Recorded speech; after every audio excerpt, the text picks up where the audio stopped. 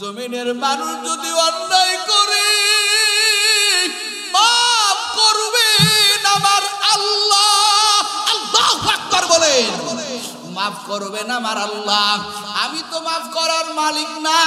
এবার জিবরাইল ডাক দেয়া কয় নবী, তাহলে আপনার কি মনে আছে আজ থেকে 40 দিন আগে আপনার দরবারে একটা যুবক আসছিল, গুনাহের কথা ব্যক্ত করেছিল, আপনি ওইখানে বলছিলেন মানুষ কি এত বড় অন্যায় করতে পারে? হুজুর গো, এই যুবকের অবস্থাটা কি আপনি এখন জানেন? বর্তমান কি হালাত? আমার নবী কয় না না, আমি তো তার অবস্থান জানি না। এবার জিবরাইল ডাক দিয়া কয় নবী, আপনি যখন বলেছেন এত বড় অন্যায় মানুষ করতে পারে, এই যুবক মায়ের কাছে যায় নাই, ছেলে মেয়ের কাছে যায় না,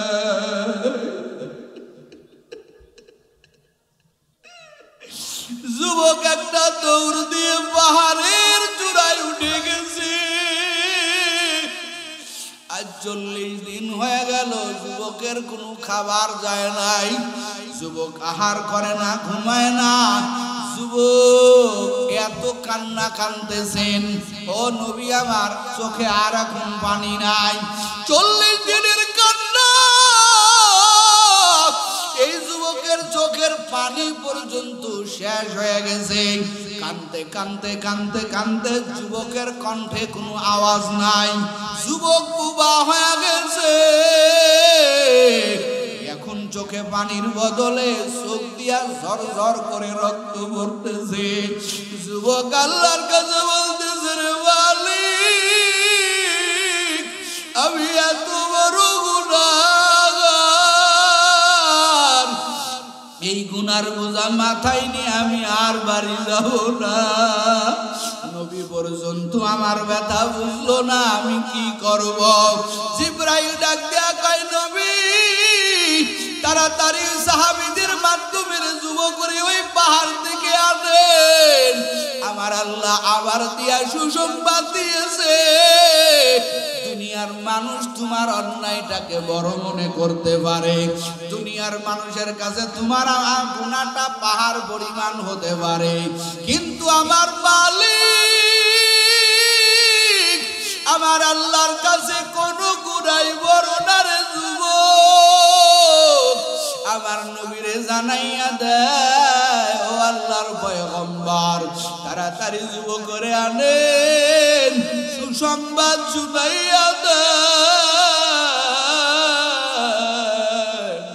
আমার আল্লাহ এই যুবকের জীবনের সব গুনাহ মাফ করে দিছে। এরে আল্লাহর বান্দারা, ও দিনাজপুরের যুবক, এই ময়দানে সবাই আমরা গুনাহগার। আমার আল্লাহর রহমতের দরজা খুলিয়া ডাকেন, এ বান্দা আসো, আমি আল্লাহর মতো গফফার আর কেউ নাই, আমি আল্লাহর মতো রহিম আর কেউ নাই। ওরে পর্দার আড়ালের আম্মা জান, কত তো নাফরমানি করলেন, কত তো বেপরদাগিরি করলেন, এখন কি মরার চিন্তা আসে নাই রে আম্মা জান? আর কয়দিন বাহাদুরি করবেন, আর কয়দিন নাফরমানি করবেন? ও কলিজার আমার যুবক, প্রতিদিন তোর মতো যুবকেরা কবরে চলে যাইতেছে রে বাবা। তুমি আমি যে গুনাহ করে জাহান্নাম জ্বলাইছি, আল্লাহ হাশরের ময়দানে বেনামাজি গুনাহগারগুলোরে ডাক দিয়া বলবেন, এ ফেরেশতারা, ও তো অস্বীকার করে, ওর সব তো এখন প্রমাণ হয়ে গেল নাফরমান, ও জাহান্নামী। এবার আমার আল্লাহ বলবেন, খুযূহু ফাগুল্লু সুম্মাল জাহিম সাল্লু। আল্লাহ বলবেন, ৭০,০০০ শিকল লাগাইয়া ওরে ধর। আব্দুল্লাহ ইবনে আব্বাস আয়াতের ব্যাখ্যায় বলেন, শিকলটা কেমনে পেছানো হবে রে যুবক? বলে শিকলের একটা মাথাটা নাকের মধ্য দিয়া ঢুকাইয়া পাছার মধ্য দিয়া পিছনের রাস্তা দিয়া বাহির করবে, এভাবে পেঁচাইবে। এরপরে টানতে টানতে ওয়াসিকাল্লাযীনা কাফারু ইলা জাহান্নামা যুমারা, এই বেনামাজি গুনাহগারগুলোরে টানতে থাকবে, শিকল দিয়া টানতে টানতে জাহান্নামের কিনারায় নিবে। ও যুবক বল, ওই দিন তোর কি উপায় হবে? আমার বাকি উপায় হবে রে যুবক।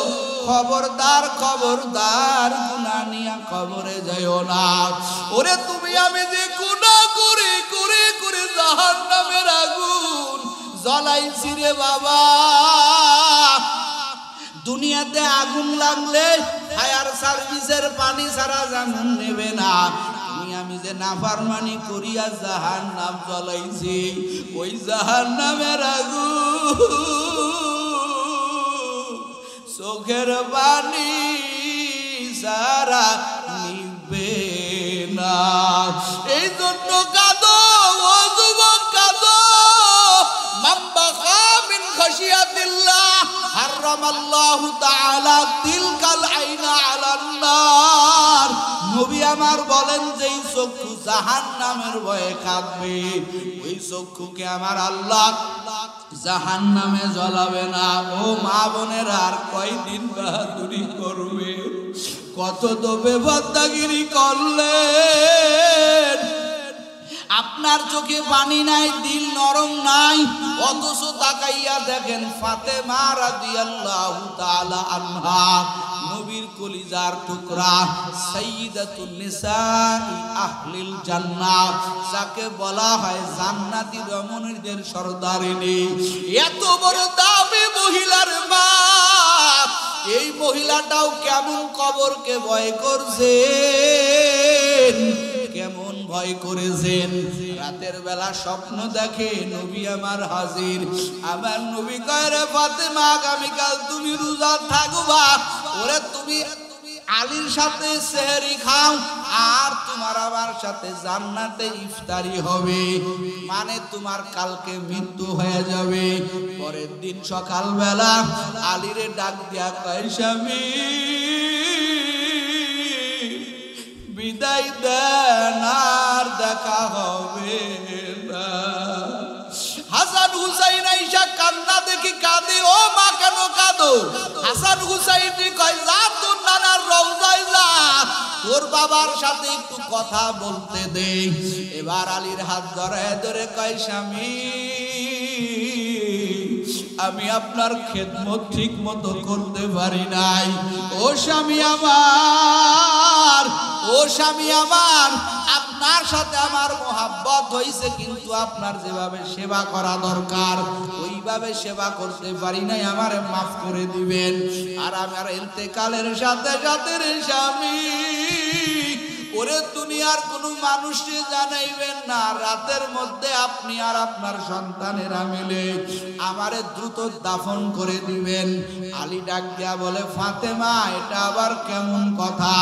তুমি বিশ্ব নবীর মেয়ে, সবাই তোমার জানাজায় আসবে, শেষবারের বিদায় দিবে, তোমার জন্য দোয়া করবে, অথচ তুমি কও তাড়াতাড়ি দাফন করতে। ও আম্মা, দেখেন ফাতেমার কত আল্লাহর ভয়, জাহান্নামের ভয়। ফাতেমা ডাক দিয়া কয়, স্বামী আমি মরে গেলে আমারে 5টা কাফনে বেজাইবেন, ওই খাটিয়ার উপরে আমারে শুয়াইয়া দিবেন। ওরে দিনের বেলা যদি আমার জানাজার নামাজ পড়ান, হাজার হাজার মানুষ আমার জানাজা পড়ার জন্য আসবে। খাটিয়ার দিকে যখন তাকাইবে, কাফন পরাইলে তো আমারে বোঝা যাবে আমি ছোট না বড়, আমি মোটা না চিকন। ও স্বামী আমার, আমি আল্লাহর ভয়ে আমার শরীরটা কোনো বেগানাকে দেখাই নাই, কোনো পরপুরুষকে দেখাই নাই। আমি চাই না মরার পরে মানুষ আমারে দেখে কল্পনা করুক আমি ছোট ছিলাম না বড় ছিলাম, আমি মোটা ছিলাম না চিকন ছিলাম, লম্বা ছিলাম না খাটো ছিলাম। এটা আমি মানুষের মুখে প্রশ্ন হতে চাই না। আমারে দ্রুত দাফন করে দিবেন, কারণ আমি আমার আল্লাহকে বড় ভয় করি। এরে পর্দার আড়ালের মা বোন, ফাতেমার মতো মেয়ে যাকে আমার আল্লাহ দুনিয়ার থেকে জান্নাতের সুসংবাদ দিয়েছেন, এর মতো নারী যদি জাহান্নামকে এত ভয় করে, ও কলিজার যুবক, আবু বকরের জিন্দেগি তালাশ করে দেখো। আশারায়ে মুবাশশিরিনের অন্তর্ভুক্ত আবু বকর 1 নম্বর সুসংবাদ প্রাপ্ত সাহাবী। এই সাহাবীও রাতের বেলার কান্না করে, আমার মাওলার দরবারে আমি কি নিয়ে যাব। একদিনকে নবীর ঘুম ভেঙে গেছে আবু বকরের কান্নার আওয়াজে। আমার নবী ডাক দিয়া কয়, আবু বকর আপনি কেন কাঁদো? তোমার কান্নার আওয়াজে আমি নবীর ঘুম ভেঙে গেছে। আবু বকর ডাক দিয়া কয়, নবী জাহান্নামের ভয়ে।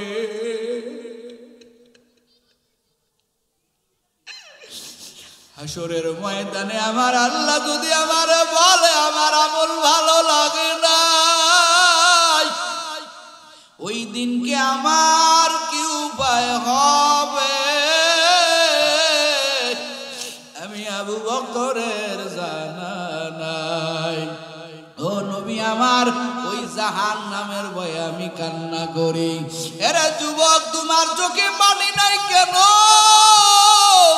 এই ময়দানে আশেপাশে তাকাইয়া দেখো, কত মানুষের চোখের গোড়ায় পানি চলে আসছে।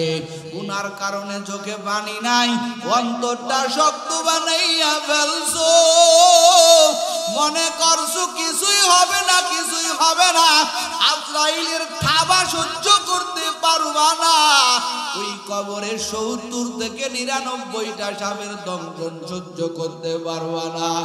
এখন চিন্তা করো, গুনাহ নিয়া কবরে যাবা নাকি গুনাহ মুক্ত হয়ে কবরে যাবা?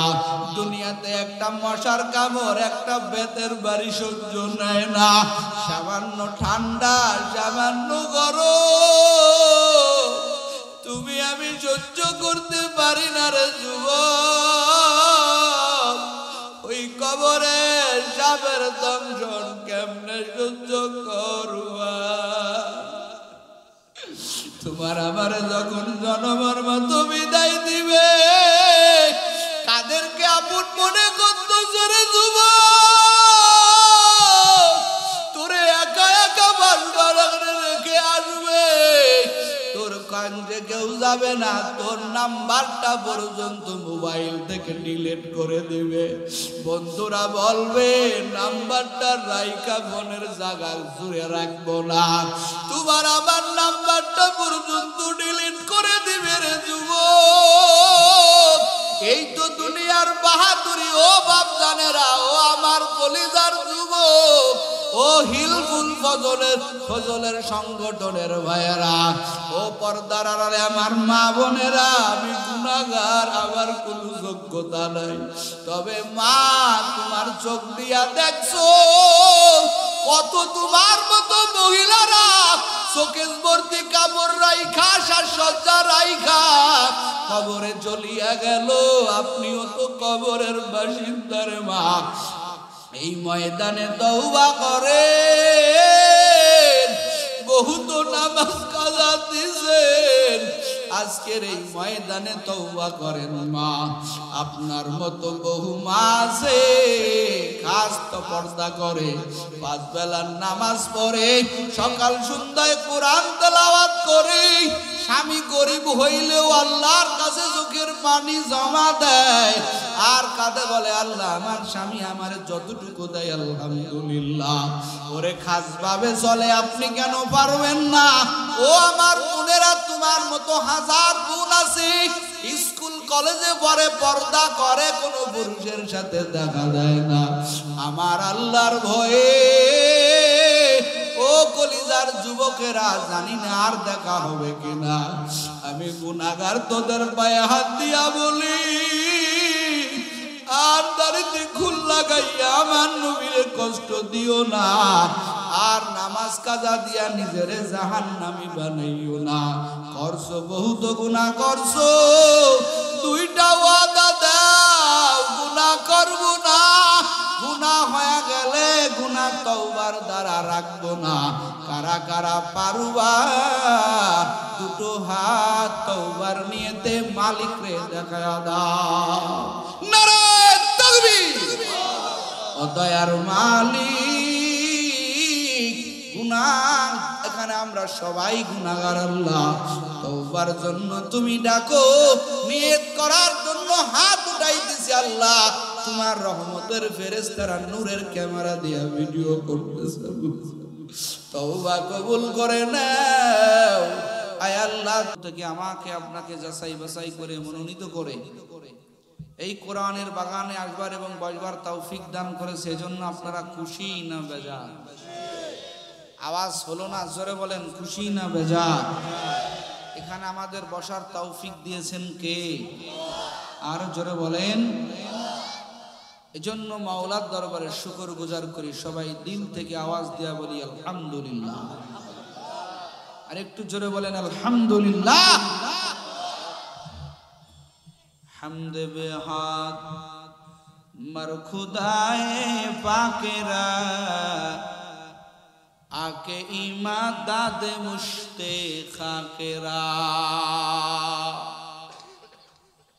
হামদ বেহাত মার খুদায়ে পাকেরা, আকে ইমাদাদ মুশতে খাকেরা।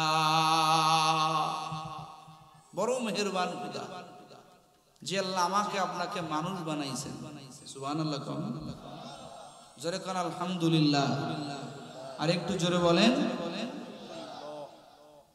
ইসাদাত বাজুরে বাজুনিস, তানা বখশাদু খুদায়ে বখশিন্দা। আল্লাহর কাছে বিনা চাওয়ায় আমি আপনি জমিনের মধ্যে সৃষ্টির শ্রেষ্ঠ মাখলুকাত হিসেবে আসছি। কথা ঠিক? কোনো দরখাস্ত দেওয়া লাগে নাই, কোনো আবেদন দেওয়া লাগে নাই। জমিনের মধ্যে আমরা তাকায়া দেখি, এই জমিনের ভিতরে কত কিছু পাওয়ার জন্য কত আবেদন করা লাগে।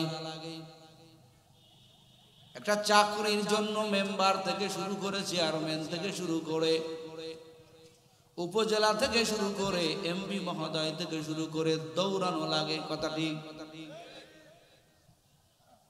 এরপরও আবার চাকরি পাবো কি পাবো না তারও কোনো নিশ্চয়তা নাই। জমিনের মানুষ বহু কিছু করে, অনেক কিছু চাওয়ার জন্য, অনেক কিছু পাওয়ার জন্য কত মুজাহাদা করে, হাজার চেষ্টা করার পরে পায় হলো অল্প। কত পায় না? অল্প পায়। তারপরে নিজের অনেক চেষ্টার ফসলের ফলে অনেক কিছু উপার্জন, অনেক শ্রম দেওয়ার পরে জমিনের মানুষ অল্প কিছু পায়। কিন্তু আমার এমন মাওলা, আমার খালেক, এমন মাওলা আমার মালিক। ও দিনাজপুরের যুবকেরা, বিরলের যুবকেরা, পর্দার আড়ালের আম্মা জানেরা, আমার মাওলা বিনা দরখাস্তে আমাকে আপনাকে সৃষ্টির শ্রেষ্ঠ জাতি বানাইছে। এর জন্য আমরা বিন্দু পরিমাণ আল্লাহর কাছে কোনো আবেদন করি? কথা কয় না, করি নাই। বিনা চাওয়ায় আমার আল্লাহ, বিনা দরখাস্তে আমার আল্লাহ আমাকে আপনাকে মানুষ বানাইছেন। জোরে কন্যা সুবহানাল্লাহ। এই আল্লাহর বান্দারা, এই যে আমরা আপনারা যে জমিন দেখতেছি, এই জমিনটা সর্বপ্রথম আমার আল্লাহ বানাইয়া জিন জাতিকে আমার আল্লাহ বললেন তোরা বসবাস কর। কোন জাতি রে? কথা কয় না, কোন জাতি? ওয়াজ কিন্তু কলিজায় নিয়ে যাইতে হবে, সুরের দিকে খালি ফলো করলে হবে না।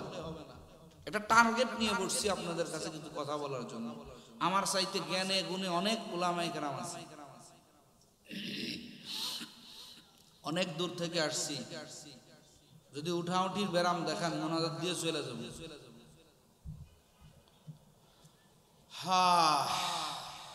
তাহলে আল্লাহ তাআলা জমিন বানাইয়া সর্বপ্রথম কোন জাতিরে বসবাস করতে বললেন?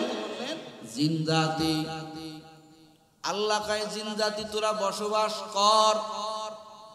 জিন জাতি বসবাস শুরু করলেন, কিন্তু জিন জাতির একটা সমস্যা দাঁড়ায় গেল। কি সমস্যা?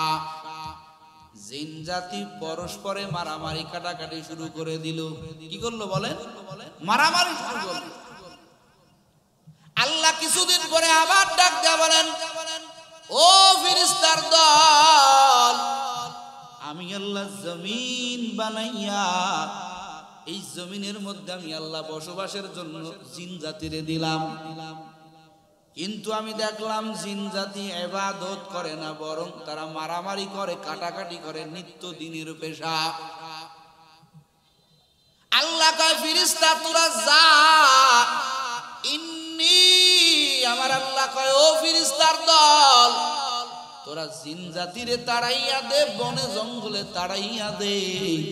আমি আল্লাহর হুকুম, আমি আল্লাহর অর্ডার, এখন থেকে তোমরা ফেরেশতারা এই জমিনের মধ্যে তোমরা বসবাস করবা। একটু চিল্লায়া এখন আল্লাহু আকবার। জিন জাতিরে বন জঙ্গলে তাড়াইয়া দিয়ে এখন ফেরেশতারা বসবাস করে কোথায়? কথা কয় না, মনোযোগ দিতে হবে। জমিনে। কিছুদিন পরে আল্লাহ কয় ইন্নী জাইলুম ফিল আরদি খলিফা। আল্লাহু আকবার। এ ফেরেশতারা, আমি আল্লাহ অচিরেই জমিনের মধ্যে আমি আল্লাহর প্রতিনিধি বানাইয়া বনি আদম আমি আল্লাহ পাঠাইব। একটু জোরে কান্না সুবহানাল্লাহ। কয় বনি আদম পাঠাইব। এখন ফেরেশতারা যখন জিন জাতি তাড়াইয়া দিয়ে আল্লাহ ফেরেশতাদের বসবাস করতে সুযোগ করে দিলেন, জিন জাতি পরস্পরে তারা কথোপকথন করে। কি কথোপকথন? এক ফেরেশতা আর এক ফেরেশতারে কয়, আমরা সৃষ্টির শ্রেষ্ঠ জাতি, এই জন্য আল্লাহ জমিনের মধ্যে আমাদেরকে বসবাস করার সুযোগ করে দিয়েছেন। আমার আল্লাহ কিছুদিনের মধ্যেই জানাইয়া দেয়, ও ফেরেশতা তোরা সৃষ্টির শ্রেষ্ঠ না, আমি আল্লাহ সৃষ্টির শ্রেষ্ঠত্ব দান করলাম বনি আদমকে। জোরে কোন সুবহানাল্লাহ। ফেরেশতারা কয় আল্লাহ আমাদের স্বপ্ন তো মাটি হয়ে গেল, এই বনি আদমের কি বৈশিষ্ট্য? ও আল্লাহ, এই বনি আদমের কি এমন গুণাবলী যার কারণে আপনি এদেরকে সৃষ্টির শ্রেষ্ঠ মর্যাদা আপনি দান করলেন? আমার আল্লাহ তাআলা বলেন, শোনো এদের মর্যাদা, এদের বৈশিষ্ট্য শুনে নাও।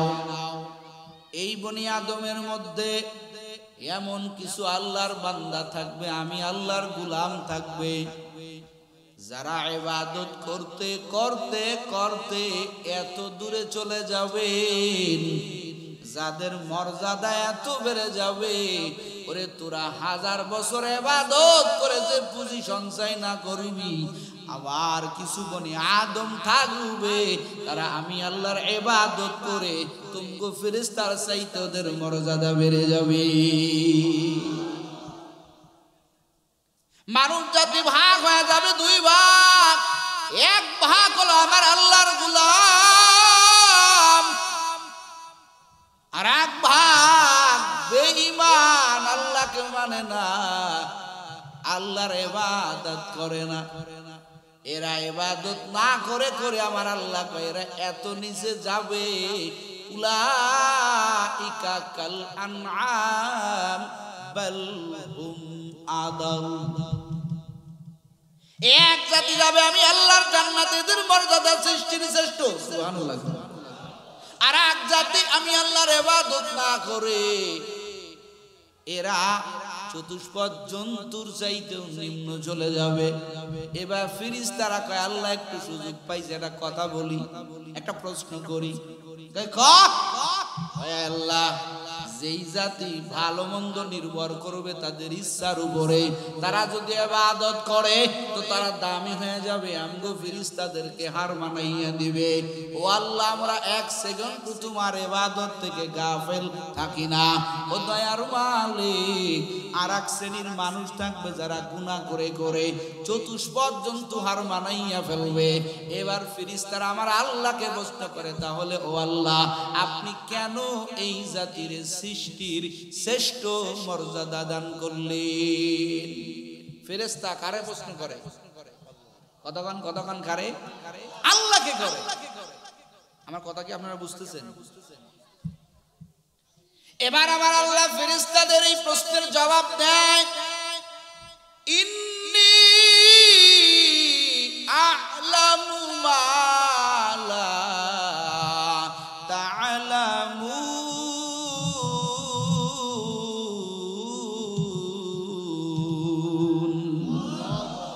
আল্লাহ কয়ে ফেরেশতার দল, আমি যেটা জানি রে সেটা তোমরা জানো।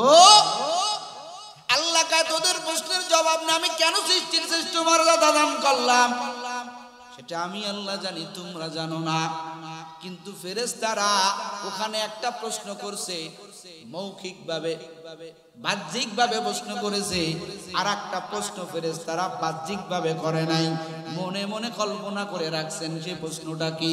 ও আল্লাহ, আমরা এক সেকেন্ড বসে থাকি না, এক সেকেন্ড তোমার ইবাদত থেকে গাফেল থাকি না, অথচ যেই জাতি তুমি বানাইয়া সৃষ্টির শ্রেষ্ঠ মর্যাদা দান করলেন, ও আল্লাহ, এই জাতির চাইতে আমরাই তো দামি। সৃষ্টির শ্রেষ্ঠ মর্যাদা কোন জাতিকে যদি দেওয়া লাগে, সেই জাতি আর কেউ না, সেই জাতি হবে একমাত্র ফেরেশতা। এই প্রশ্নটা বলতে সাহস পাই নাই, ফেরেশতারা মনে মনে রাখছে। ও বিরলের মুসলমান, দিনাজপুরের মুসলমান, বলেন তো, মনে মনে কিছু যদি জমা রাখা হয়, দুনিয়ার কেউ জানেন না, একজন জানেন, তিনি কে? জোরে ফেরেশতারা কয়, আল্লাহ, বনি আদমকে আপনি সৃষ্টির শ্রেষ্ঠ মর্যাদা দিলেন, যারা এক সেকেন্ড কি তারা ইচ্ছা করলে নাকি উপার্জন করবে, ইচ্ছা করলে গুনাহ কামাই করবে, এই জাতিরে দিলেন সৃষ্টির শ্রেষ্ঠ মর্যাদা। আর আমরা এমন জাতি, আমরা খাই না, ঘুমাই না, স্ত্রী নাই, ছেলে নাই, মেয়ে নাই, কিচ্ছু নাই, আমরা অল টাইম আপনার ইবাদত করি, তো হিসেবে তো আমরা সৃষ্টির শ্রেষ্ঠ হওয়ার উপযোগী। কথা কোন ঠিক? এই প্রশ্নটা ফেরেশতারা মনে মনে করছে, প্রকাশ্যে বলতে পারেন নাই। কিন্তু আপনাদের কাছে আবারও বলি, বলেন তো, মনে মনের প্রশ্নটাও জানেন কে? আরো জোরে বলেন কে? আমার আল্লাহ কয়, বান্দা, হাদিসে কুদসির মধ্যে পাওয়া যায়, আনা ইনদা জন্নি আবদি বি। বান্দা, তুমি যেমন হবা আমি আল্লাহ তেমন হব। এ বান্দা, তুমি কঠোর হবা, আমি আল্লাহ তোমার সাথে কঠোর। বান্দা, তুমি নরম হয়ে চলবা, আমি আল্লাহ তোমার সাথে নরম। ফেরেশতারা প্রশ্ন যেমনে করে আমার আল্লাহ জবাবও সেমনে দেয়। মনে মনে প্রশ্ন করে আমার আল্লাহ, মনে মনেই জবাব তাদেরকে বুঝাইয়া দেয়। এবার ফেরেশতারা আরেকটু চিন্তা গভীর করলো, কেরে আল্লাহ কেন বনি আদমরে সৃষ্টির শ্রেষ্ঠ মর্যাদা দিল, আমগো কেন দিল না? আল্লাহ তাদের বোঝার মতো পরিবেশ তৈরি করে দিল। কি পরিবেশ? এই আপনারা জানেন ফেরেশতারা খায়, একটু জবাব দিবেন, খায়। ফেরেশতা গো সদাই করার টেনশন আছে না? আপনাদিকের ফেরেশতারা করে আবার, হ্যাঁ? ফেরেশতারা খায় না, ঘুমায় না, স্ত্রী নাই, ছেলে নাই, মেয়ে নাই, এরা অল টাইম আল্লাহর ইবাদত করে। আর একটা আপনাদের কাছে প্রশ্ন করি, বলেন তো, ফেরেশতারা কি গুনাহ করতে পারে? কথা হয় না? পারে? ফেরেশতারা গুনাহ করতে পারে না, গুনাহ করার শক্তি দেন নাই কে? আওয়াজ দিয়া বলেন, কে? ফেরেশতারা গুনাহ করে না, গুনাহ করার শক্তি দেন নাই আমার আল্লাহ। পক্ষান্তরে প্রশ্ন করি, বলেন তো, মানুষ জাতি গুনাহ করতে পারে কি পারে না? আরো জোরে বলেন, পারে কি পারে না? আর একটু উদাহরণ দিয়া বলি, মনে করেন একটা কামরা রুম, এই রুমের মধ্যে মনে করেন 18 বছরের একটা যুবতী নারী, যার দেখলে নিজের কন্ট্রোল রাখা সম্ভব না। এই রুমের মধ্যে ছোট্ট একটা বালক, মনে করেন 5 বছর বয়সের এক ছোট্ট বালক, এই রুমের মধ্যে ঢুকাই দেওয়া হয়েছে, রুমের দরজা আটকানো। এই 18 বছরের যুবতী আর এই 5 বছরের বালক এক রুমে। বলেন তো এই ছোট্ট বালক 5 বছরের সন্তান ওই মেয়ের দিকে খারাপ নজরে তাকাবে? কেন তাকাবে না? কি হয় নাই? বয়সী হয় নাই, ফিলিংস নাই। হুজুর কয় ফিলিংস নাই। কেন তাকাইবে না? বলে ওই মেয়ের প্রতি একটা আলাদা আকর্ষণ। এই আকর্ষণটা এখনো বোঝার ক্ষমতা ওর হয়? কতক্ষণ হয়? হয় নাই। একই রুমের মধ্যে মেয়েটার দিকে তাকায় না, মেয়েটার কিছু করে না। বলে এই ছেলেটা, এই সন্তানটা ওই মেহের মহিলার থেকে এই যে আকামে আগাইলো না, জিনার দিকে আগাইলো না, খারাপ কাজের দিকে আগাইলো না, এই যে না আগার কারণে এই ছোট্ট বালকের কি কোনো নেকি হবে? কতক্ষণ নাকি হবে? হবে না। এ যদি ওখান থেকে বেঁচে আসে, দুনিয়ার মানুষের কাছে পুরস্কার নাই, আল্লাহর কাছে পুরস্কার নাই। আর একটু উল্টায়া দেই, মনে করেন ওই কামরার মধ্যে 18 বছরের যুবতী আর 25 বছরের এক যুবক এক জায়গা। এবার যুবক ইচ্ছা করলে মেয়েটার দিকে আগাইতে পারে, মেয়েটার সাথে গুনাহে লিপ্ত হয়ে যাইতে পারে, কারণ এই রুমের মধ্যে কেউ নাই, সব জায়গা তালা লাগানো। এবার যুবক চিন্তা করে, যদিও মেয়েটা একা, আমি ইচ্ছা করলে আমার মনের খায়সিয়াত মিটাইয়া নিতে পারি, আমার যৌবনের চাহিদা আমি পূরণ করে নিতে পারি। কিন্তু ওই যুবক, ও আল্লাহর বান্দারা, আমার মাওলার ভয় কলিজার মধ্যে ধারণ করে ওই যুবক মেয়েটার দিকে তাকায় না। যুবক মনে মনে কল্পনা করে, যদিও জমিনের কোনো মানুষ দেখে না, কিন্তু আমি যেই ঘরের মধ্যে মেয়েটারে নিয়ে একা, দুনিয়ার কেউ জানে না, একজন জানেন, তিনি কে? একজন আমারে দেখতেছেন, তিনি কে? আরো জোরে বলেন, তিনি কে? ও বিরলের মুসলমান কলিজার যুবকেরা, এই যুবক যখন ওই মহিলার থেকে দূরে সরে যাবে, ওরে একা পাইয়া, গুনাহ করার জায়গা পাইয়া যুবক যখন গুনাহ করবে না, বলেন তো ওখান থেকে গুনার থেকে বাঁচার কারণে এই যুবক আল্লাহর কাছে পুরস্কার পাবে কি পাবে না? আরো জোরে কোন পাবে কি পাবে না? ও আল্লাহর বান্দারা, ফেরেশতারা বুঝে গেল, আমরা যতই ইবাদত করি আমরা গুনাহ করি না, কারণ আল্লাহ তাআলা আমাদের গুনাহ করার কোনো শক্তি দান করেন নাই, কিন্তু বনি আদমকে গুনাহ করার শক্তি দান করেছেন। এরপরও যারা গুনাহ করার খায়সিয়াত আছে, গুনাহ করার শক্তি আছে, যারা গুনাহ করবে না, তারা আমগো ফেরেশতার চাইতে হাজার হাজার গুণ বেশি দামি আমার আল্লাহর কাছে। ও বনি আদম, এই বনি আদমকে আমার আল্লাহ সৃষ্টির শ্রেষ্ঠ মর্যাদা দিয়ে আমার আল্লাহ বানাইছেন। আল্লাহ কয়, রে বনি আদম, ওয়ামা খালাকতুল জিন্না ওয়াল ইনসা ইল্লা লিয়াবুদুন, ওয়ামা খালাকতুল জিন্না ওয়াল ইনসা ইল্লা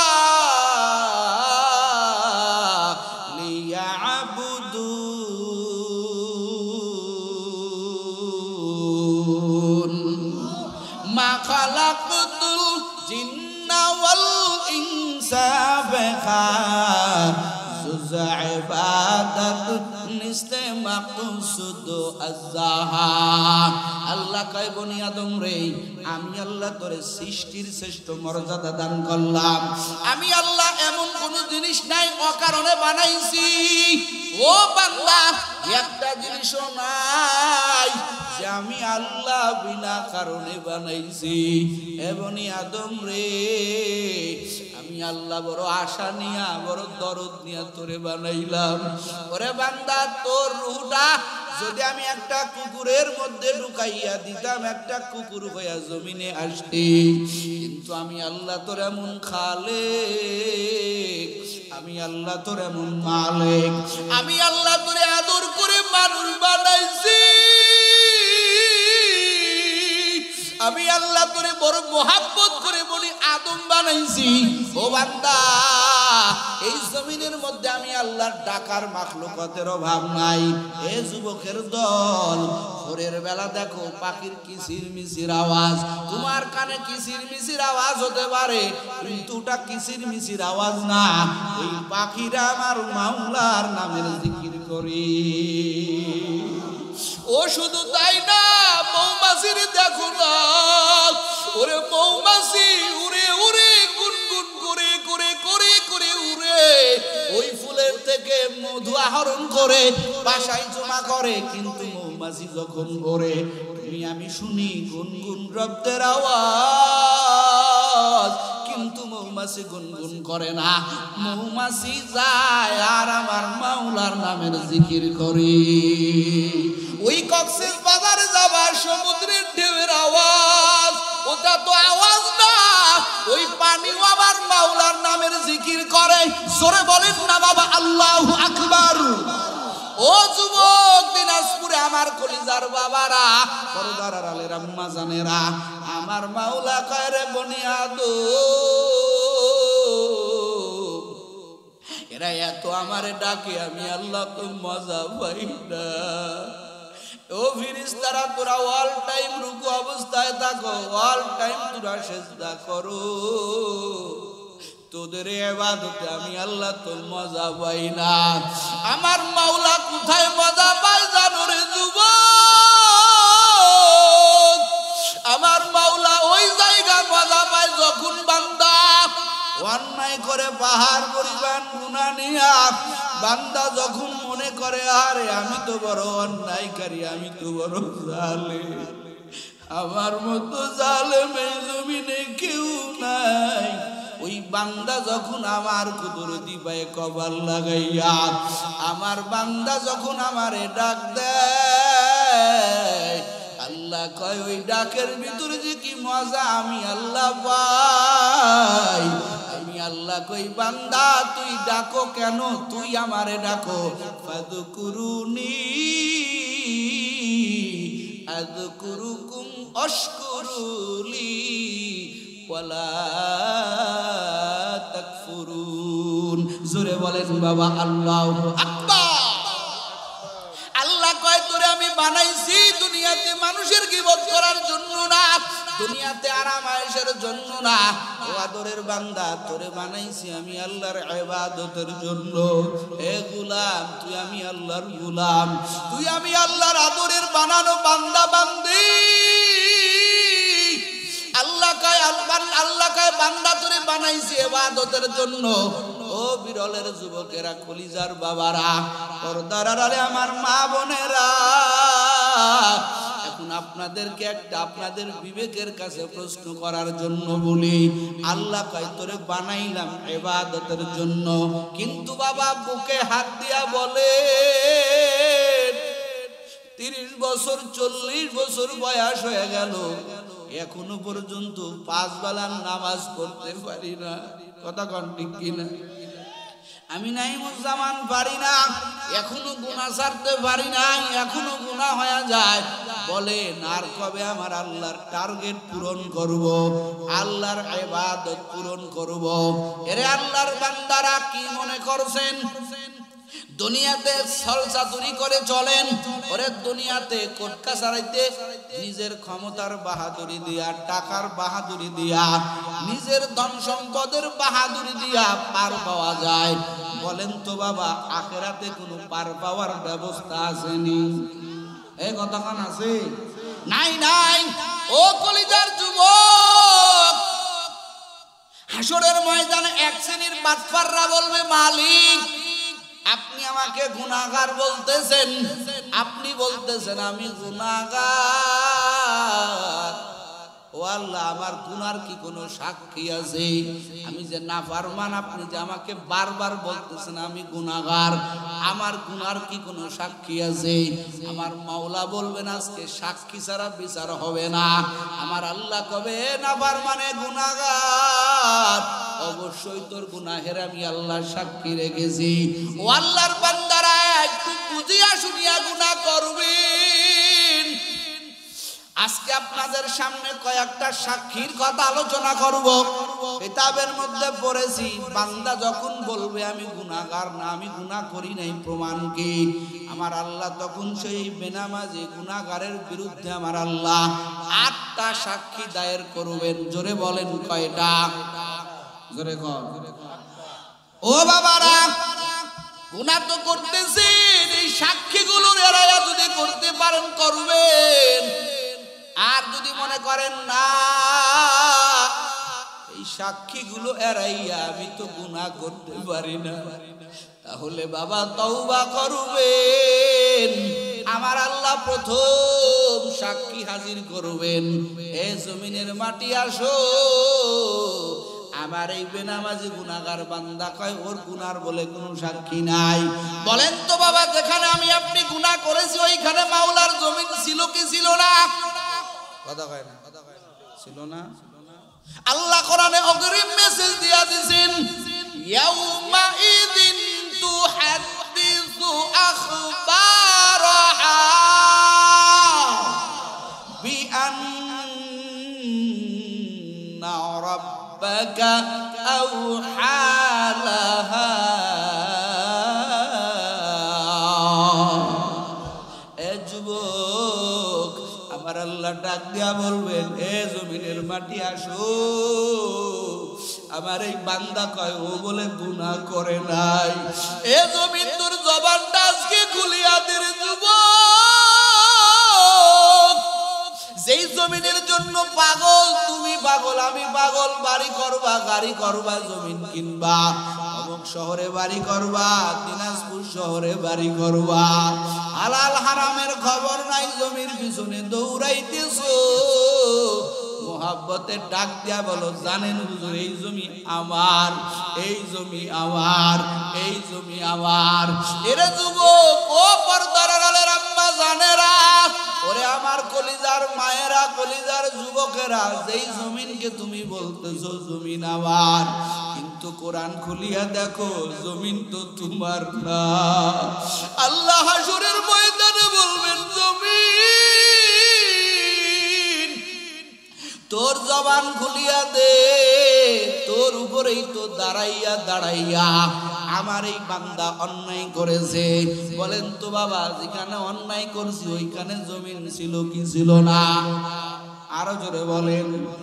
ও আল্লাহর বান্দারা, জমিন জবান খুলিয়া দিবে, জমিন বলবে মালিক, ও আল্লাহ তোমার এই বান্দা আমার উপরে দাঁড়াইয়া এই এই এই এই অন্যায় করেছে, আমি ওই বান্দার সাক্ষী, ও যা বলছে মিথ্যা বলছে। এ যুবক, জমিনের ভিতরে বাহাদুরি করিয়া চলো, জমিনের ভিতরে দম্ভ বড়াইয়া চলো। তুমি তো জানো না জমিনের মাটি প্রতিদিন আমাদেরকে সম্বোধন করে বলে, এ বনি আদম বাহাদুরি করিও না, আমি জমিন, আমার মধ্যে একদিন আশা লাগবে, আমি একদিন তোমার জন্য এমন ঘর হয়ে যাব, আনা বাইতুল ওয়াহদা, আনা বাইতুল ওয়াহশা, আনা বাইতুল দিল্লাহ, আনা বাইতুল উরফাতুদ্দুদ। এ জমিনের মানুষ, আমি জমিন একদিন তোমার জন্য একাকিত্বের ঘর হয়ে যাব। আমি জমিন তোমার জন্য অন্ধকার ঘর হয়ে যাব। আমি জমিন তোমার জন্য একদিন সাপ বিচ্ছুর ঘর হয়ে যাব। এরে জমিনের মানুষ, আমার মধ্যে আসতে হলে খবরদার আমল ছাড়া কেউ পারবা না। আল্লাহ বলবেন জমিন তোর সাক্ষী। এখানে অনেক লোক বলতে পারেন হুজুর আমি প্লেনে চড়ে চড়ে গুনাহ করব তো জমিন দেখবে না, তাহলেই তো আমি পার হয়ে যাব। না বাবা, আরো সাক্ষী কয়টা আছে? কথা কয় না, 7টা আছে। ও আল্লাহর বান্দারা, 1 নম্বর তোমার আমার বিরুদ্ধে হাসরের ময়দানে আল্লাহর কাছে সাক্ষী দিবেন জমিন। 2 নম্বর, এটা আমার আল্লাহ কোরআনে ফাঁস করে দিয়েছেন, আল ইয়াউমা নাখতিমু আলা আফওয়াহিহিম ওয়া তুকাল্লিমুনা আইদিহিম ওয়া তাশহাদু আরজুলুহুম বিমা কানু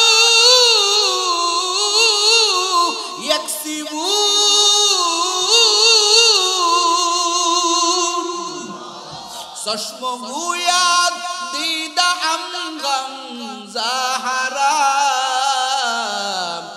গোশে গুয়াদ সিদা আমসুরুল কালাম নব্য গুয়াদ মনসুনি বুসিদা দস্ত গুয়াদ মনসুনি দুজদিদা। এ জমিনের মানুষ, পটপটাগিরি কত দুনিয়াতে করো। আমি বক্তা বয়ান করে যাই, যদি আমার আমল না থাকে আমার জিহ্বাটা আগুনের কেসি দিয়া মুসাইয়া কাটা হবে। এর জমিনে কত বাহাদুরি করলা, হাসরের ময়দানে ফটফটিগিরি থাকবে না, সাবাগিরি থাকবে না রে বাবা। আল্লাহ বলবেন এ জবান আজকে তোর মুখ বন্ধ, আর তোর কোন কথা শুনবো না, তোর সাবাগিরি বন্ধ।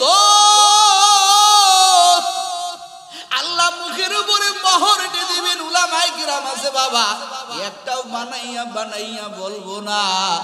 এরপরেও যদি বাবা গুনাহ করতে মনে চাই তো করবেন, আমি বাধা দিব না। ও আল্লাহর বান্দারা, আপনা করে বয়ান করে যদি আমি নিজে একটু ইসলাহ হতে পারি, এটাই আমার কাছে বড় পাওয়ারে বাবা। 2 নাম্বার সাক্ষী আমার আল্লাহ, জবানটা তো মোহর এঁটে দিবেন। 2 নাম্বার সাক্ষী, ও যুবক তুমি আমি যেখানে গুনাহ করেছি এই হাত ছিল কি ছিল না? কথা কয় না, ছিল না?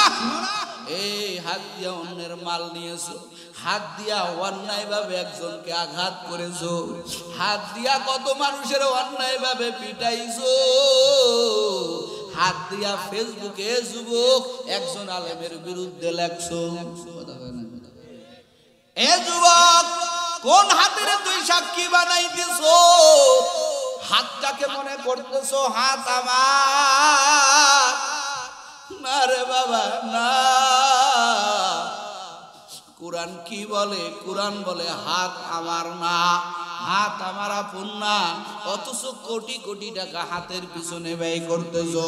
ভেঙ্গে গেছে, ও দিনাজপুরে ভালো হয় নাই, ঢাকা যাব, ঢাকায় ভালো হলো না, সিঙ্গাপুরে যাব।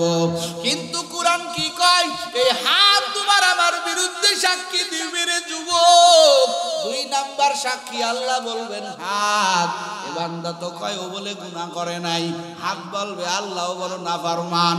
ওই বান্দা আমি হাতের দ্বারা এই এই এই এই অন্যায় করেছে। এবার আল্লাহ 3 নাম্বার সাক্ষী ধরেন। 3 নাম্বার সাক্ষী আমার আল্লাহ হাজির করবেন। আল্লাহ বলবেন এ পাপ বল তোর দ্বারা কি কি অন্যায় করেছে। ওয়াতাশহাদু আরজুলুহুম বিমা কানু ইয়াকসিবুন।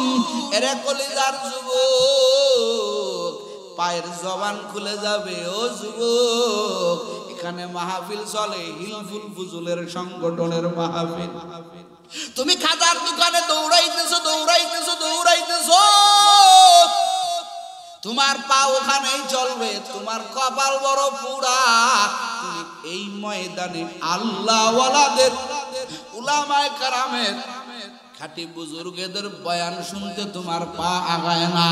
এ যুবক হাইটা হাইটা বান্ধবীর সাথে দেখা করতে গেছো, কিন্তু আমার আল্লাহ দিনে একবার না দুইবার না 5 বার তোমাকে ডাকছেন। কয়বার ডাকছে? কয়বার? আল্লাহ তাআলা বলছেন ডাকটা তো মুয়াজ্জিনের না, ডাক কার? জোরে কোন? মুয়াজ্জিন সাহেব বলেন আসসালাতু খায়রুম মিনান নাওম। আল্লাহ কয় ও বান্দা, এটা তো মুয়াজ্জিনের ডাক না, আমি আল্লাহ তোরে ডাক দেই আসো। তোর পা দিয়া হেঁটে হেঁটে মসজিদে আয়, এটাও সাক্ষী হয়ে থাকবে। ওরে কলিজার যুবক, তোমার পা ভালো কাজে লাগে নাই, নেতা ডাকছে দৌড়াইয়া গেছো, ও নেত্রী ডাকছে দৌড়াইয়া গেছো, কিন্তু আল্লাহ ওয়ালারা তোমার বাড়ির আশেপাশে আসছেন, উলামায়ে কেরাম তোমার বাড়ির আশেপাশে আসছেন। তুমি কেমন কপাল পুরা, তোমার সেলিব্রিটি গায়ক গায়িকার মঞ্চে তুমি পাগলের মতো হুন্ডা নিয়ে দৌড় দাও। ও আল্লাহর বান্দারা, ও কলিজার যুবক, তোমার কপাল এমন পুরা, বাড়ির পাশে কোরআনের বাগানের আলোচনা হয়, তোমার কপাল টানে না, তুমি এই সুন্দর জান্নাতি বাগানে আসতে পারো না। কথা কোন ঠিক কিনা? তোমার পা কিন্তু সাক্ষী হয়ে যাইতেছে। তো 3 নাম্বার সাক্ষী গেল পা। ও যুবক, 4 নাম্বার সাক্ষী আমার আল্লাহ কোরআনে বয়ান করেন যে 4 নাম্বার সাক্ষী হবে কান। জোরে কোন কি? জোরে কোন? আরে যুবক, রাতের বেলা কানের মধ্যে হিন্দি গানের আওয়াজ দিয়া ঘুমাইয়া যাও, যাইনি? আপনার এলাকার যুবকেরা মনে হয় শোনে না, হিন্দি গান শোনে? কি শোনে ও জানে, ওর আল্লাহ জানে। কি বোঝে আর না বুঝে। আমার বহু বোনেরা, আমার বহু মায়েরা মোবাইল টিপা শিখে গেছে, অল টাইম মোবাইল নিয়ে ব্যস্ত। মোবাইলে কি শোনে আর কি বলে আর কি করে।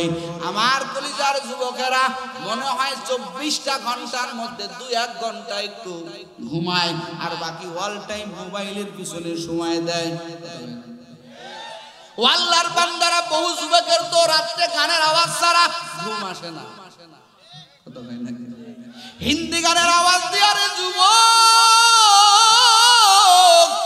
তুমি রাত্রে বেলা ঘুমাইয়া গেলা। এরে যুবক বল, আমি তোর বন্ধু বাপ, এখন মনে কর আমি বক্তা না, আমি ওয়াইজ না, তোর বন্ধু হিসেবে একটা কথা জিজ্ঞাসা করি। এ বন্ধু বল, এ আমার যুবক, তুই রাত্রে বেলা কানে গিয়া হিন্দি গানের আওয়াজ দিয়া কানে ইয়ারফোন লাগাইয়া তুই তো মোবাইল দেখতে দেখতে হঠাৎ করে ঘুমাইয়া গেলি। তুই তো ঘুমাইলি, কিন্তু তোর মোবাইল তো ঘুমাই নাই, তোর মোবাইল তো গানের আওয়াজ চলতেইছে চলতেইছে। এরা যুবক বল, তোর কত খেলার বন্ধুরা ঘুমের ঘরে মরণের সফরে চলে গেছে। ও আল্লাহর বান্দারা, আজরাইল তো কোনো দিন ক্ষণ দিয়া আসে না, এমন কোন টাইম দোয়া নাই যে রাত্রেবেলা আজরাইল ঢোকে না। কথা কয় না গা? রাত্রেবেলা যদি আইসা আজরাইল দেখে, যেই বান্দার জান কবজ হবে, এই বান্দা কানের মধ্যে ইয়ারফোন লাগাইয়া গানের আওয়াজ দিয়া ঘুমাইয়া গেছে।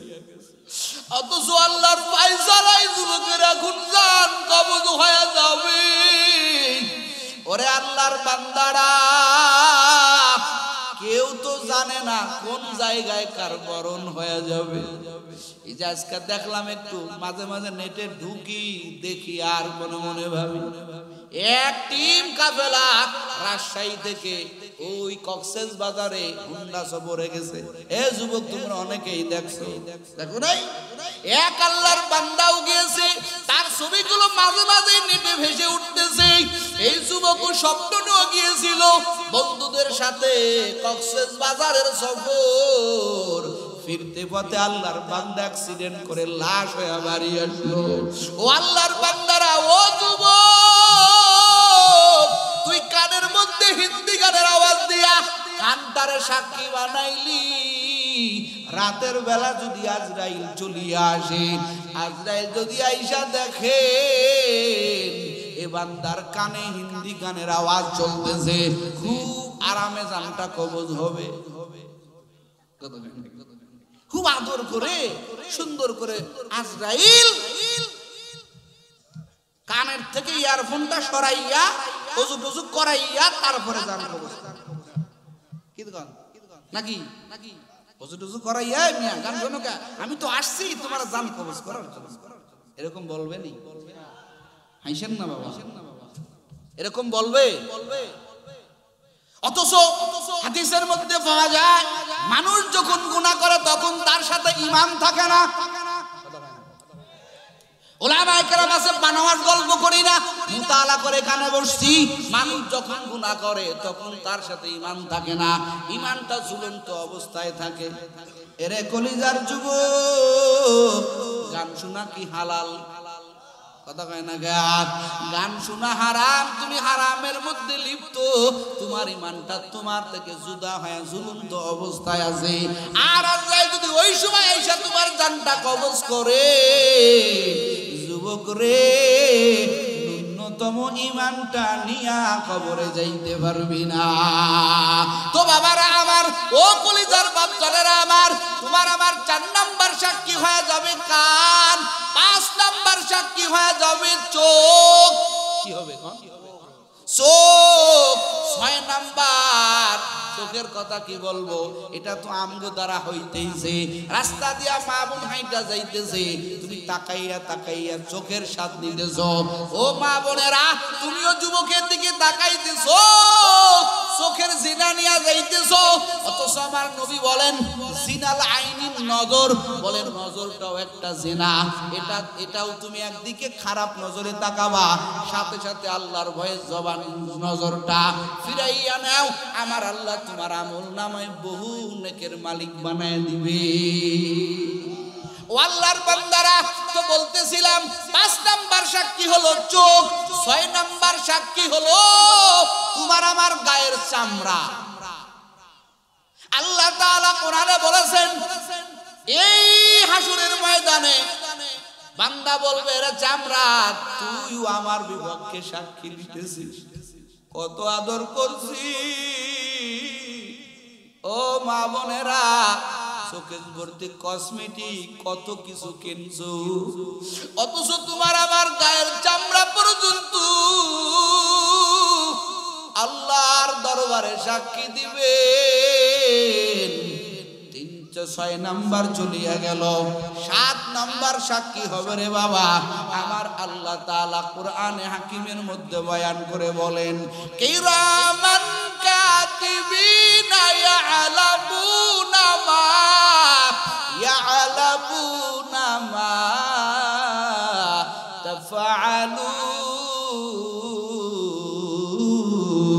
তাফআলুন। ও বান্দারা, ও দিনাজপুরের যুবকেরা, আল্লাহ বলবেন, এ বান্দা, এ ফেরেশতারা, এ বান্দা কয় গুনাহ করে নাই, এ মুনকার নকির আসো, জবাব দাও, এ কি গুনাহ করেছে নাকি সব বলিয়া দেবে। এগুলো তো গেল তোমার আমার একটা সাক্ষী, এক ধরনের সাক্ষী, কিন্তু আসল সাক্ষী এখনো পড়ে আছেন। বান্দা যখন বলবেন, আয় আল্লাহ আমি অন্যায় করি নাই, আমার অন্যায়ের প্রমাণ কি? আল্লাহ বলবেন, সবচাইতে বড় সাক্ষী হলো তোমার আমার আমল নামা। কথা কোন ঠিক কিনা? প্রত্যেকের সাথে আমল নামা আছে না নেই? কতক্ষণ বাবা আছে না নেই? প্রত্যেকের সাথে আমল নামা আছে। ও কলিজার যুবক, এই আমল নামা আল্লাহ কোরআনে বয়ান করে বলেন, ওয়া ইযা সুহুফু নুশিরাত, আল্লাহ তাআলা ডাক দেয়া বলবেন, ফেরেশতা এই বান্দার আমল নামা খুলো। এই বান্দার আমল নামা খুলিয়া দিয়া এবার আমার মাওলা বলবেন, এ গুনাহগার নাফরমান, তুই বলে গুনাহ করো নাই, এই যে তোর আমল নামা খুলিয়া দিয়েছি, ইকরা কিতাবাকা কাফা বিনাফসিকাল ইয়াউমা আলাইকা হাসিবা। আমার আল্লাহ ডাক দিয়া বলবেন, হে বেনামাজি গুনাহগার, এবার তোর আমল নামা পর পর পর বান্দা আমল নামা হাতে নিবে রে যুবক। হাতে নিয়ে বান্দা বলবেন মালি হাদাল কিতাব, মালি হাদাল কিতাব লা ইউগাদিরু সগীরাতাও ওয়ালা কাবীরা ওয়ালা কাবীরাতান ইল্লা আহসাহা।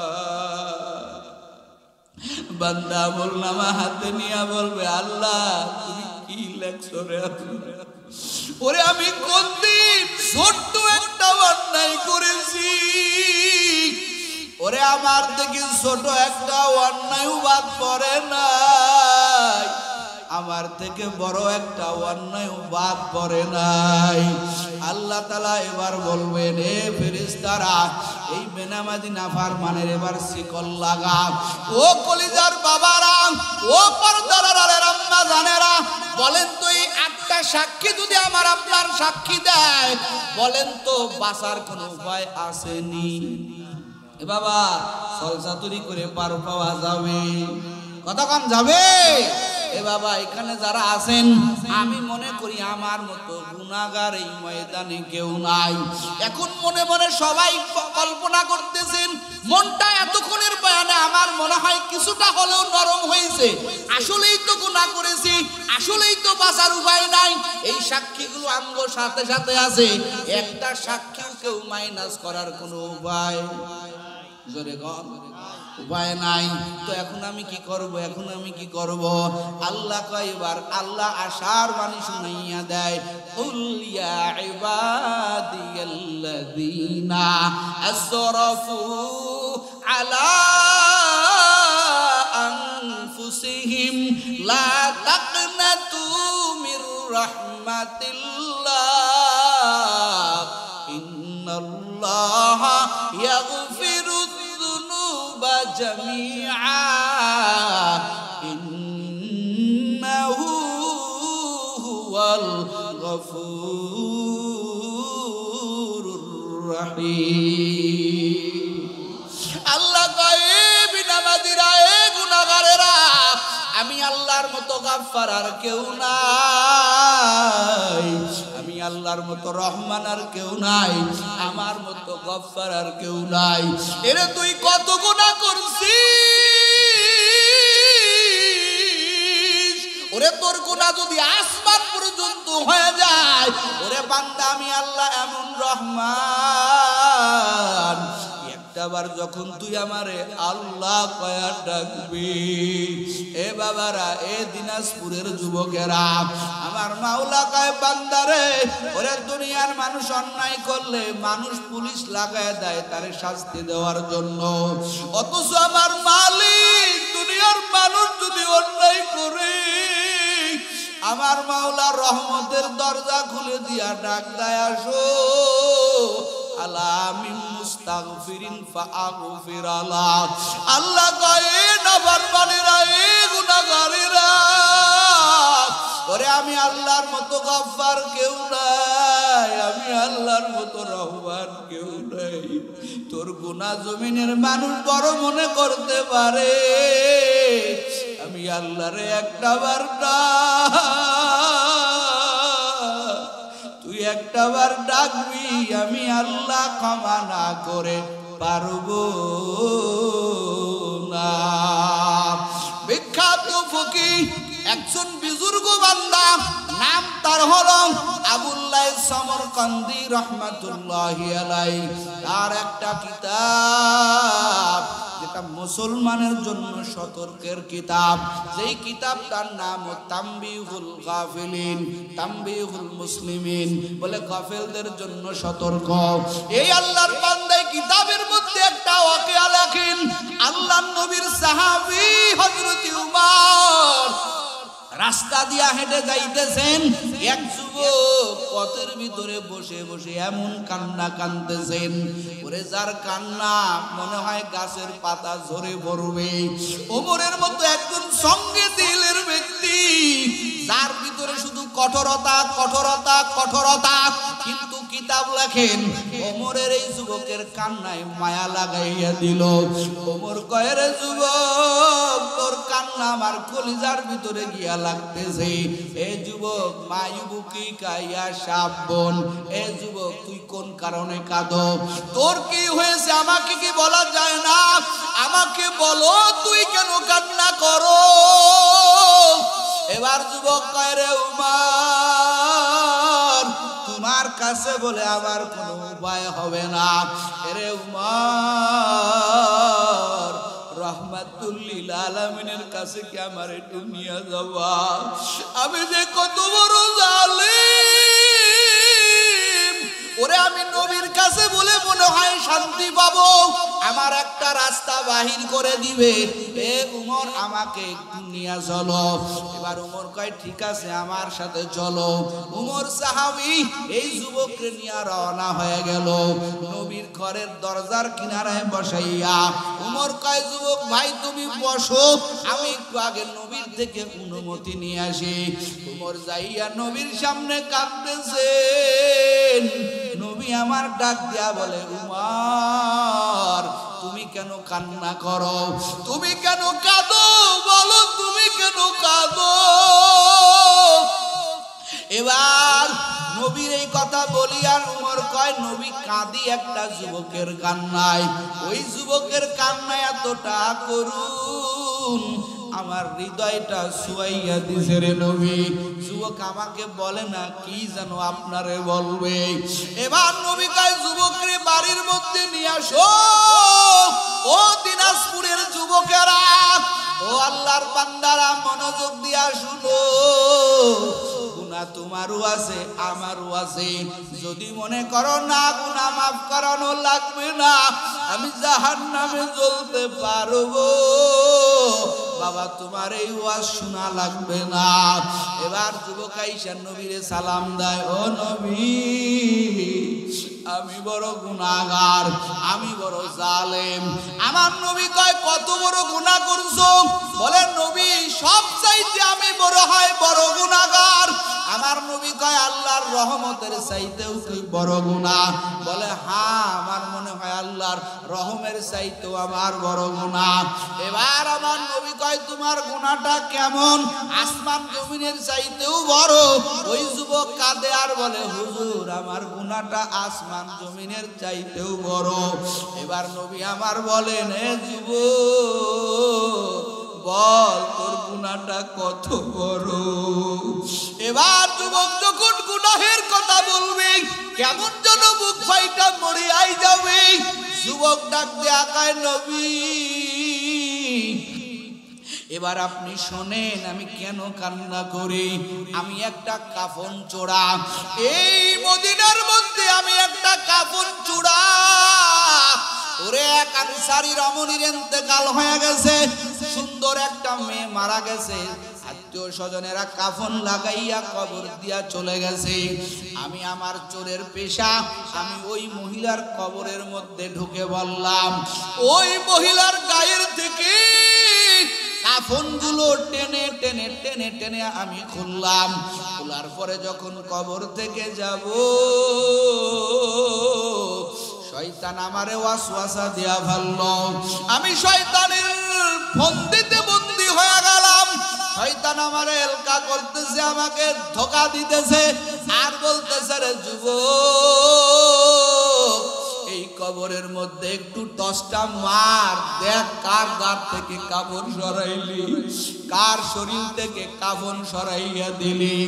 এবার যুবক বলে হুজুর আমি টসটা মারলাম কবরের ভিতরে, তাকাইয়া দেখি এত সুন্দর রমণী আমি কোনোদিন দেখি নাই, এত সুন্দর মেয়ে লোক আমি কখনো দেখি নাই। হুজুর আমি নিজেরে কন্ট্রোল করতে পারলাম না। আমি এই মহিলার সাথে আমার মনের চাহিদা মিটাইয়া মজা নিলাম। হুজুর গো, যখন আমি কবর থেকে বাহির হব, আমার কানে আওয়াজ আসতেছে কবরের মধ্য থেকে। আমার মনে হইতেছে মহিলাটা আমার ডেকে ডেকে ডেকে বলতেছে, এরে আল্লাহর বান্দা, এতগুলো মানুষের মধ্যে কবরের বাসিন্দাদের মধ্যে আমারে উলঙ্গ করে বেইজ্জতি করলি। শুধু তাই না, আমার আত্মীয় স্বজন আমারে সুন্দর করে গোসল করাইয়া আমারে কবরে নামাইছে। আজকে তুই আমারে নিরুপায় পাইয়া আমারে তুই নাপাক বানায় দিলি। এরে তুই কত কপাল পুরা, কত নেব খারাপ। তোর কারণে হাসরের ময়দানে আল্লাহর সামনে আমি এই নাপাকি অবস্থায় উঠা লাগবে। এ যুবক, তুই কি কাজটা করলি? হুজুর গো, ওই কথাটা তীরের মতো গিয়ে আমার কলিজার মধ্যে লাগলো। একটু জোরে বলেন বাবা আল্লাহু আকবার। এই যুবক কাঁদতেছে আর বলতেছে, হুজুর আমার ওই মহিলাটার কথাটা তীরের মতো গিয়া আমার কলিজার মধ্যে আঘাত করলো। হুজুর গো, আমি আর কাফনটা চাঙ্গা দিয়া ফেলাইয়া আমি বাড়ি যাই নাই, আমি রাস্তায় রাস্তায় ঘুরি আর ওই মহিলাটার কথা স্মরণ করে কাঁদি। আমার মতো বেহায়া, আমার মতো গুনাহগার এই জমিনে মনে হয় আর কেউ নাই। পুরা ঘটনাটা শুনি আমার নবীও কান্দে। আমার নবী কয়, আহ, মানুষ কি এত বড় নাফরমানি করছে? মানুষ কি এত বড় নির্দয় হতে পারে? একটা মরা মানুষও মানুষের থেকে বাঁচে না। আরে যখন বলছে মানুষ কি এত বড় অন্যায় করতে পারে, এই যুবক আর এক সেকেন্ড দেরি করে নাই রে বাপদার। যুবক কয়, হায় রে, মনে করলাম এখানে এসে একটা গতি হবে, কিন্তু আমার নবীও দেখে বলতেছে মানুষ নাকি এত বড় অন্যায় করতে পারে না। এই যুবক চিন্তা করতেছে, এখন যদি নবী আমার নামে একটু বদদুয়া করে দেয়, আমার তো কোনো গতি নাই। এই যুবক একটা দৌড় দিয়েছে। যুবক রসুলের কাছ থেকে আর দেরি করে নাই, দৌড় দিয়া পাহাড়ে উঠে গেছে, একেবারে তুরন্ত উপরে উঠে গেছে। যুবক আর বাড়ির দিকে যায় নাই।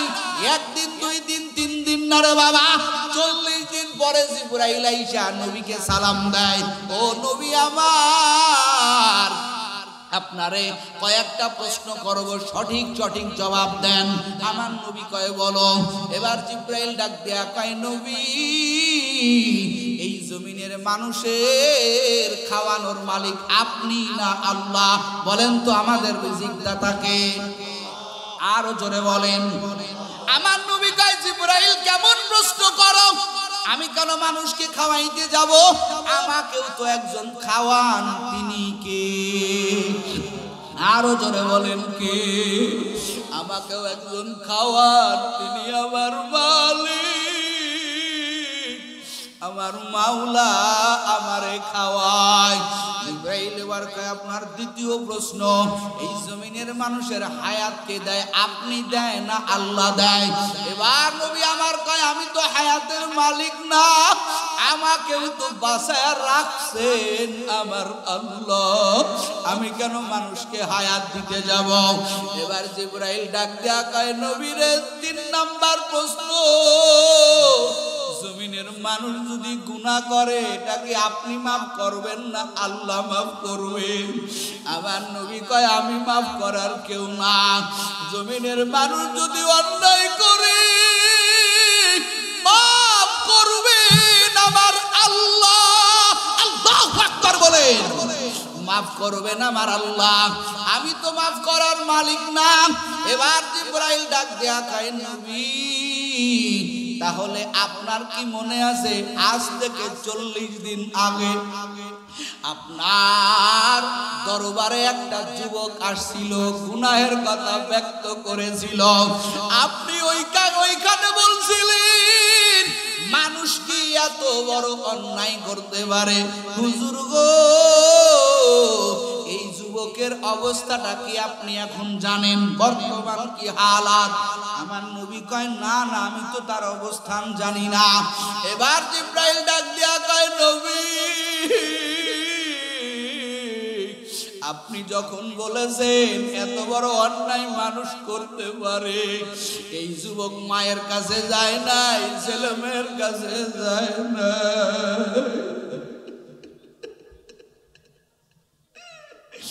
যুবক একটা দৌড় দিয়ে পাহাড়ের চূড়ায় উঠে গেছে। আজ 40 দিন হয়ে গেল যুবকের কোনো খাবার যায় নাই, যুবক আহার করে না, ঘুমায় না। যুবক এত কান্না কাঁদতেছেন, ও নবী আমার চোখে আর এখন পানি নাই। 40 দিনের কান্না, এই যুবকের চোখের পানি পর্যন্ত শেষ হয়ে গেছে। কাঁদতে কাঁদতে কাঁদতে কাঁদতে যুবকের কণ্ঠে কোনো আওয়াজ নাই, যুবক বুবা হয়ে গেছে। এখন চোখে পানির বদলে চোখ দিয়া ঝরঝর করে রক্ত পড়তেছে। যুবক আল্লাহর কাছে বলতেছে, রে মালিক, আমি এত বড় গুনাহগার, এই গুনার বোঝা মাথায় নিয়ে আমি আর বাড়ি যাব না। নবী পর্যন্ত আমার ব্যথা বুঝলো না, আমি কি করব? জিবরাইল ডাক দেয়া কয় নবী, তাড়াতাড়ি সাহাবীদের মাধ্যমে যুবকরে ওই পাহাড় থেকে আনেন। আমার আল্লাহ আবার দিয়া সুসংবাদ দিয়েছে, দুনিয়ার মানুষ তোমার অন্যায়টাকে বড় মনে করতে পারে, দুনিয়ার মানুষের কাছে তোমার গুনাহটা পাহাড় পরিমাণ হতে পারে, কিন্তু আমার মালিক আমার আল্লাহর কাছে কোনো গুনাহ বড় না রে যুবক। আমার নবীরে জানাইয়া দেয়, ও আল্লাহর পয়গম্বর, তাড়াতাড়ি যুবকরে আনেন, সুসংবাদ শুনাইয়া দেন। আমার আল্লাহ এই যুবকের জীবনের সব গুনাহ মাফ করে দিছে। এরে আল্লাহর বান্দারা, ও দিনাজপুরের যুবক, এই ময়দানে সবাই আমরা গুনাহগার। আমার আল্লাহর রহমতের দরজা খুলিয়া ডাকেন, এ বান্দা আসো, আমি আল্লাহর মতো গফফার আর কেউ নাই, আমি আল্লাহর মতো রহিম আর কেউ নাই। ওরে পর্দার আড়ালের আম্মা জান, কত তো নাফরমানি করলেন, কত তো বেপরদাগিরি করলেন, এখন কি মরার চিন্তা আসে নাই রে আম্মা জান? আর কয়দিন বাহাদুরি করবেন, আর কয়দিন নাফরমানি করবেন? ও কলিজার আমার যুবক, প্রতিদিন তোর মতো যুবকেরা কবরে চলে যাইতেছে রে বাবা। তুমি আমি যে গুনাহ করে জাহান্নাম জ্বলাইছি, আল্লাহ হাশরের ময়দানে বেনামাজি গুনাহগার গুলোরে ডাক দিয়া বলবেন, এ ফেরেশতারা, ও তো অস্বীকার করে, ওর সব তো এখন প্রমাণ হয়ে গেল নাফরমান, ও জাহান্নামী। এবার আমার আল্লাহ বলবেন, খুযু ফাগুল্লু সুম্মাল জাহিম সাল্লু। আল্লাহ বলবেন, ৭০,০০০ শিকল লাগাইয়া ওরে ধর। আব্দুল্লাহ ইবনে আব্বাস আয়াতের ব্যাখ্যায় বলেন, শিকলটা কেমনে পেছানো হবে রে যুবক? বলে শিকলের একটা মাথাটা নাকের মধ্য দিয়া ঢুকাইয়া পাছার মধ্য দিয়া পিছনের রাস্তা দিয়া বাহির করবে, এভাবে পেছাইবে। এরপরে টানতে টানতে ওয়াসিকাল্লাযীনা কাফারু ইলা জাহান্নামা যুমারা, এই বেনামাজি গুনাহগার গুলোরে টানতে থাকবে, শিকল দিয়া টানতে টানতে জাহান্নামের কিনারায় নিবে। ও যুবক বল, ওই দিন তোর কি উপায় হবে?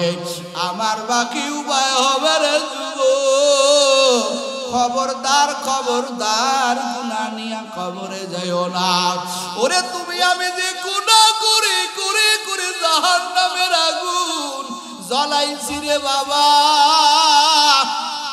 দুনিয়াতে আগুন লাগলে ফায়ার সার্ভিসের পানি ছাড়া যেমন নেবে না, তুমি আমি যে নাফরমানি করিয়া জাহান্নাম জ্বলাইছি, ওই জাহান্নামের আগুন চোখের পানি ছাড়া নিবে না। এই জন্য কাঁদো ও যুবক কাঁদো, মাম্বাকা মিন খাশিয়াতিল্লাহ হারামাল্লাহু তাআলা তিলকাল আইনা আলান নার। নবী আমার বলেন যেই চক্ষু জাহান্নামের ভয়ে কাঁদবে, ওই চক্ষুকে আমার আল্লাহ জাহান্নামে জ্বলাবে না। ও মা বোনেরা, আর কয়দিন বাহাদুরি করবে? কত তো বেপরদাগিরি করলেন, আপনার চোখে পানি নাই, দিল নরম নাই, অথচ তাকাইয়া দেখেন ফাতেমা রাদিয়াল্লাহু তাআলা আনহা, নবীর কলিজার টুকরা, সাইয়্যিদাতুন নিসাই আহলিল জান্নাহ, যাকে বলা হয় জান্নাতি রমণীদের সর্দারিনী, এত বড় দামি মহিলার মা, এই মহিলাটাও কেমন কবরকে ভয় করছেন, কেমন ভয় করেছেন। রাতের বেলা স্বপ্ন দেখে নবী আমার হাজির, আমার নবী কয় রে ফাতেমা, আগামীকাল তুমি রোজা থাকবা, ওরে তুমি আলীর সাথে সেহরি খাও, আর তোমার আমার সাথে জান্নাতে ইফতারি হবে, মানে তোমার কালকে মৃত্যু হয়ে যাবে। পরের দিন সকালবেলা আলীরে ডাক দিয়া কয়, স্বামী বিদায় দেন, আর দেখা হবে না। হাসান হুসাইন আইসা কান্না দেখি কাঁদে, ও মা কেন কাঁদো? হাসান হুসাইন কয়, যা তোর নানার রওজায় যা, তোর বাবার সাথে একটু কথা বলতে দে। এবার আলীর হাত ধরে ধরে কয়, স্বামী আমি আপনার খেদমত ঠিক মতো করতে পারি নাই, ও স্বামী আমার, ও স্বামী আমার, আপনার সাথে আমার মোহাব্বত হইছে, কিন্তু আপনার যেভাবে সেবা করা দরকার ওইভাবে সেবা করতে পারি নাই, আমারে মাফ করে দিবেন। আর আমার ইন্তেকালের সাথে সাথে রে স্বামী, ওরে দুনিয়ার কোনো মানুষকে জানাইবেন না, রাতের মধ্যে আপনি আর আপনার সন্তানেরা মিলে আমারে দ্রুত দাফন করে দিবেন। আলী ডাক দিয়া বলে, ফাতেমা এটা আবার কেমন কথা?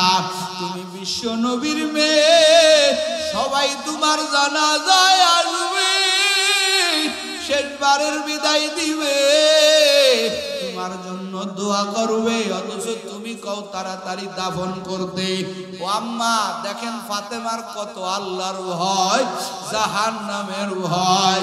ফাতেমা ডাক দিয়া কয়, স্বামী আমি মরে গেলে আমারে 5টা কাফনে বেজাইবেন, ওই খাটিয়ার উপরে আমারে শুয়াইয়া দিবেন।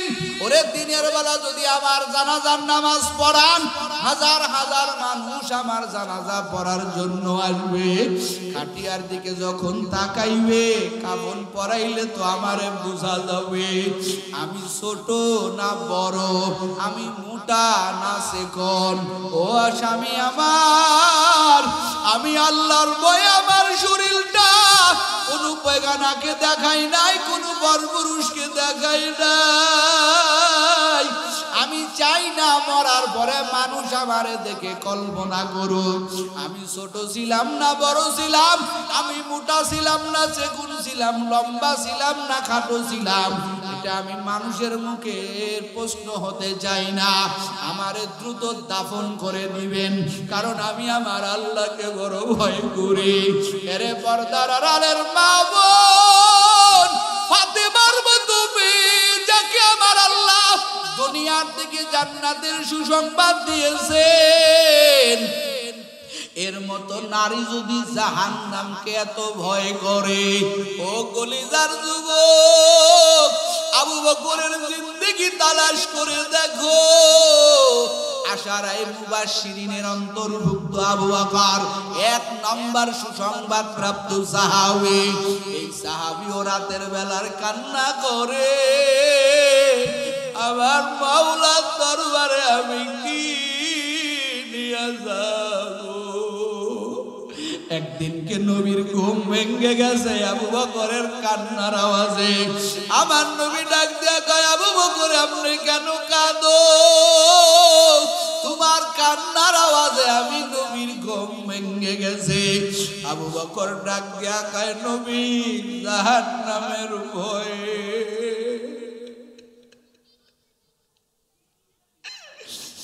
হাসরের ময়দানে আমার আল্লাহ যদি আমারে বলে আমার আমল ভালো লাগে না,